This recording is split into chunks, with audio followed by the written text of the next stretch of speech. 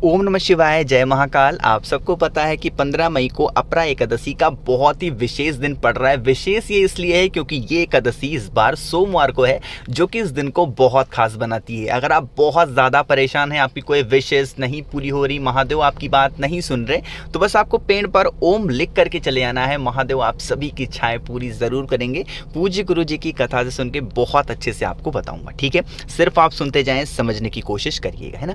इस पूरी वीडियो में हम लोग 4 सबसे प्यारे उपाय की बात करेंगे जो कि आपको अपरा एकादशी के दिन जरूर करने चाहिए, ठीक है। तो एक एक करके हम लोग चलेंगे और कौन सी चीजों से क्या फायदा होगा ये भी आपको बताता हुआ चलूंगा, ठीक है। चलो सबसे पहले हम लोग उपाय की बात करते हैं कि आपको जो पेड़ पर ओम बना करके आना है। कहोगे भैया इससे क्या होगा? अगर आप बहुत दिनों से परेशान हैं, आपकी विशेष पूरी नहीं हो रही, मनोकामनाएं महादेव नहीं सुन रहे, पूरी नहीं हो रही है, तो इस उपाय को करिएगा। स्क्रीन पर आपको दिख रहा होगा लाल चंदन, है ना। जब भी मैं लाल चंदन दिखाता हूँ, इस तरीके की फोटो मैं आपको हर बार दिखाता हूँ। वो मेरा पर्पज इसलिए होता है कि अगर आपके पास इस तरीके से लकड़ी हो तो उसको घिस करके आप निकाला करें लाल चंदन, उसका महत्व थोड़ा सा बढ़ जाता है, ठीक है। इस लाल चंदन को एक छोटी सी कटोरी में रखना, उसको घिस करके रखना, एक छोटा सा पेस्ट बना लेना, ठीक है। पेस्ट बनाने के बाद क्या करोगे, उसको लेकर के पहुंच जाना महादेव के शिवलिंग के पास। सुबह जाना चाहो सुबह जाओ, शाम को जाना चाहो शाम को भी जा सकते हैं, ठीक है। फेस रखना अपना उत्तर दिशा यानी कि नॉर्थ डायरेक्शन पे, ठीक है। और जो आपके हाथ में लाल चंदन है, महादेव के शिवलिंग के ऊपर अच्छे तरीके से श्री शिवाय नमस्तुभ्यम का स्मरण करते हुए उस लाल चंदन का लेपन करेंगे। जितने भी अच्छे तरीके से लेपन आप कर सकते हैं, लेकिन ये कोशिश करिएगा कि आप ऐसे महादेव के शिवलिंग के पास जाएं जहां पर लोगों का आना जाना बहुत ही कम रहता हो, ठीक है। बहुत रेयरली लोग आते हो, जहां पर एकांत में महादेव हो वहां पर करिएगा, ठीक है। जब आपने लाल चंदन लगा दिया, अब उसके बाद आपको महादेव से प्रार्थना करनी है। महादेव, हम लोग बहुत ज़्यादा परेशान हैं, हमारी ये विशेष है, हमारी कामना है, पूरी नहीं हो पा रही है, आप हमारी इस कामना को पूरी ज़रूर करिएगा, ठीक है। इस तरीके से प्रार्थना करना। और ये जो लाल चंदन यहाँ पे लगा हुआ है, इसको आप किसी भी छोटी सी कटोरी में निकाल लेना। बहुत ज़्यादा निकालने की ज़रूरत नहीं है, थोड़ा सा आप निकाल लेना, ठीक है। निकाल 1 लोटा शुद्ध जल महादेव के शिवलिंग के ऊपर श्री शिवाय नमस्तुभ्यम का स्मरण करते हुए समर्पित कर देना, ठीक है। और आपको कुछ भी करने की जरूरत नहीं है। अब जो लाल चंदन आपने अपनी कटोरी में निकाला है ना, उसको लेकर के जाएंगे बेल पेड़ के नीचे, ठीक है। और बेल पेड़ पर कहीं पर भी, चाहे उसके तनों में, चाहे उसकी पत्तियों में, चाहे उसके जड़ में, कहीं पर भी उसी लाल चंदन से एक आपको ओम बनाना होगा। अपने हाथों से ओम बनाना होगा और एक बेलपत्र वहीं बेल पेड़ की जड़ में आपको ओम के ऊपर समर्पित करना है। अपना दाहिना हाथ उसी बेलपत्र के ऊपर रखना, आपकी जो भी विशेष है, मनोकामना है, वहीं पर बोल करके और आप अपने घर की तरफ चले आना। आपकी जो भी विशेष होंगी महादेव पूरी जरूर करेंगे, ठीक है। तो पहले उपाय की यहां पर हमने बात कर ली है, जो कि आपकी मनोकामना पूर्ति के लिए थी, ठीक है। चलो आगे बढ़ते हैं हम लोग अपने दूसरे उपाय की तरफ। ये उपाय है कि अगर आपके जीवन में कष्ट बहुत ज्यादा है, आपके घर में लड़ाइयां होती हैं, धन को लेकर परेशान हो, ठीक है, या फिर बच्चों को लेकर परेशान हो, हस्बैंड वाइफ, किसी भी चीज को लेकर आप अगर परेशान है ना, इस उपाय को करिएगा। स्क्रीन पर आपको दिख रहा होगा फिर से लाल चंदन दिख रहा है ना। इसी तरीके से जरूरत होगी आपको लाल चंदन की, ठीक है। लाल चंदन को फिर से बता रहा हूं, थोड़ा सा घिस लीजिएगा और पेस्ट, थोड़ा सा गाढ़ा पेस्ट बनाइएगा, ठीक है। बना लिया। अब आपको जरूरत होगी फिर एक पीपल के पत्ते की। वो पीपल का पत्ता नीचे जमीन पे पड़ा हुआ ना हो, आपको अपने हाथों से पेड़ से तोड़ना होगा, ठीक है। एक पीपल का पत्ता।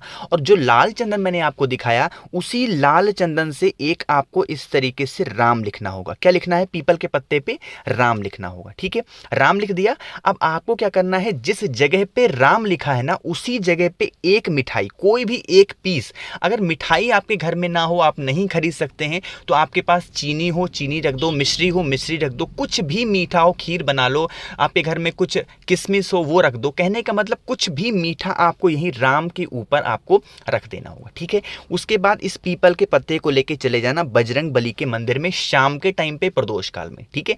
पहुंचते ही सबसे पहले एक सरसों के तेल का दीपक लगाओगे, गोल बत्ती का। कौन सा?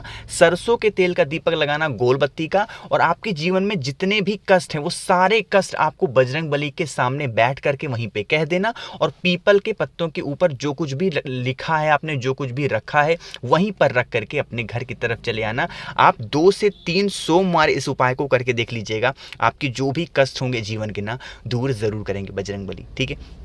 कोशिश की मैंने अच्छा समझाने की, 2 उपाय मैंने आपको बताए हैं, तीसरे उपाय की तरफ बढ़ते हैं। और ये तीसरा उपाय बताने से पहले आपको एक काम करना होगा, और वो काम है आप वीडियो को कर दीजिए लाइक, और जो भी लोग मेरी आवाज़ पहली बार सुन रहे हैं चैनल को सब्सक्राइब करिएगा, ठीक है। तो तीसरे उपाय की हम लोग यहाँ पर बात करते हैं। जब भी एकादशी आती है, चाहे आप गुरुजी की कथा सुने या फिर आप मेरी वीडियोस देखते होंगे, तो जब भी एकादशी आती है ये उपाय मैं आपको ज़रूर बताता हूँ, ठीक है। कुछ भी नहीं करना है, नॉर्मल सा इस तरीके से आपको लेना होगा तांबे का लोटा। इस तांबे के लोटे में आपको भरना होगा अपने घर से जल, ठीक है। और इस जल को लेके पहुँच जाना महादेव के शिवलिंग के पास। एकादशी के दिन सुबह जाना चाहो सुबह जाओ, शाम को जाना चाहो शाम को जाओ। फेस रखना उत्तर दिशा यानी कि नॉर्थ डायरेक्शन की तरफ, और आपको एक लोटा शुद्ध जल तांबे के लोटे से महादेव के शिवलिंग के ऊपर समर्पित करना होगा, श्री शिवाय नमस्तुभ्यम का स्मरण करते हुए, ठीक है। इतना समर्पित कर देना। जो भी आपको पूजन पाठ करनी हो, जो भी आपको महादेव के शिवलिंग के ऊपर चढ़ाना हो, जो कुछ भी करना हो, आप वो सारे काम कर लेना, ठीक है। इतने काम करने के बाद क्या करोगे, आपको 3 बार वहीं महादेव के शिवलिंग के पास में ही खड़े होकर के बोलना होगा 3 शब्द। वो 3 शब्द में जब भी एकादशी आती है आपको बताता हूं, और वो 3 शब्द हैं स्वधा, ठीक है। आपको क्या बोलना होगा, स्वधा स्वधा स्वधा स्वधा। 3 बार आपको बस बोल करके और आप अपने घर की तरफ चले आना।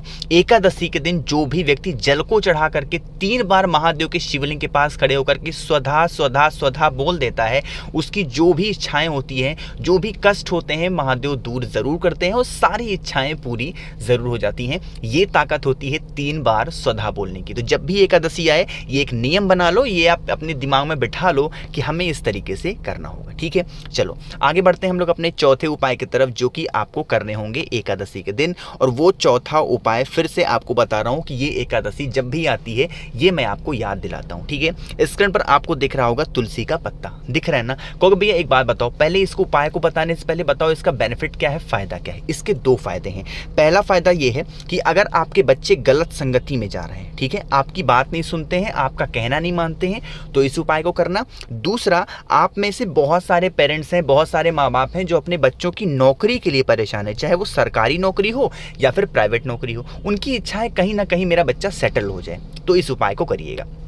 स्क्रीन पर आपको दिख रहा होगा तुलसी का पत्ता।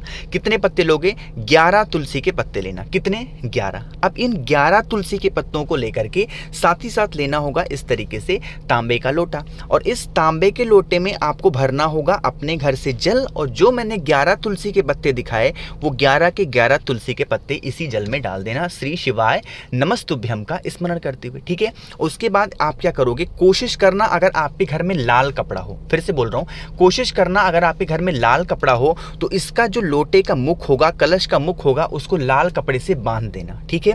और इस कलश को लेके पहुंच जाना मंदिर में। क्योंकि भैया कौन से मंदिर में जाएंगे, आप किसी भी मंदिर जा सकते हैं, किसी भी देवता के मंदिर में जा सकते हैं, बस आपको महादेव के मंदिर में नहीं जाना है, ठीक है। फिर से बोल रहा हूं, आपको महादेव के मंदिर में नहीं जाना है, बाकी आप किसी भी देवता के मंदिर में जा सकते हैं, कोई दिक्कत नहीं है, ठीक है। चाहे आप भगवान राम के मंदिर जाएं, कृष्ण के मंदिर जाएं, चाहे आप भगवान हनुमान जी के मंदिर जाएं, किसी के भी मंदिर जा सकते हैं, बस आपको भगवान शंकर के मंदिर में नहीं जाना है। और जिस भी भगवान के मंदिर जाएं उनके सामने उस कलश को रख देना, ठीक है।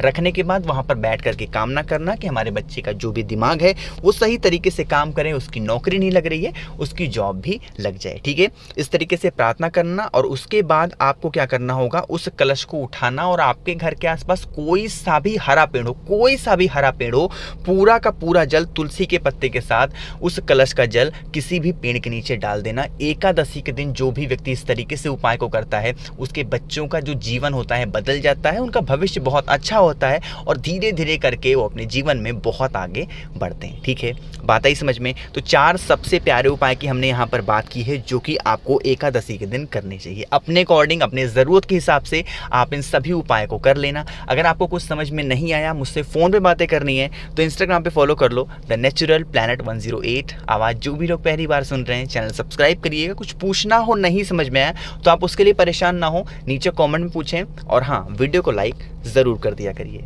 ओम नमः शिवाय, जय महाकाल।